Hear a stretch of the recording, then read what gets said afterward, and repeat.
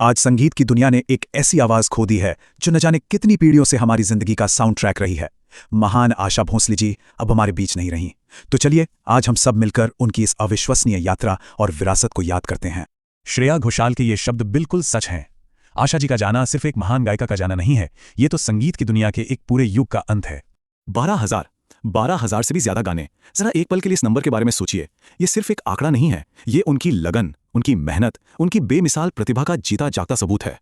एक ऐसा मुकाम जहां तक पहुंचना भाई आज के दौर में तो लगभग नामुमकिन ही लगता है। तो ये कहानी शुरू होती है साल 1943 में। एक ऐसा सफर जिसने भारतीय संगीत की आवाज को और उसके अंदाज को हमेशा हमेशा के लिए बदल के रख दिया। भारतीय सिनेमा में प्लेबैक सिंगिंग यानी पार्श्व गायन की कला में आशा जी को महारत हासिल थी। वो सिर्फ धुनें नहीं गाती थीं, वो अपनी आवाज से किरदारों में सचमुच जान फूंक देती थीं। लेकिन ये सफर आसान नहीं था।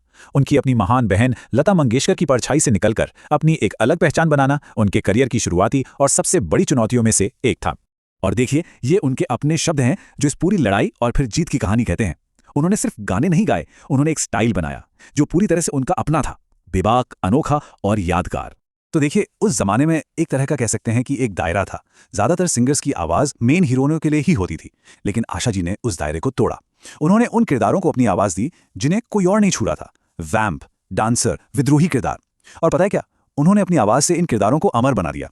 और यही अलग पहचान उनकी अविश्वसनीय वर्सिटिलिटी यानी उनकी बहुमुखी प्रतिभा की वजह से बनी। तो चलिए जरा उनकी इसी कमाल की रेंज पर एक नजर डालते हैं जिसने उन्हें एक लेजेंड बनाया। मतलब सोचिए, उमराव जान की वो रूहानी गजलें और वहीं दूसरी तरफ हरे रामा हरे कृष्णा का जोशीला रॉक भजन। भजन से लेकर कैबरे तक उन्होंने हर जॉनरे में, हर अंदाज में महारत हासिल की। ये साफ बताता है कि उनकी कला की कोई सरहद ही नहीं थी।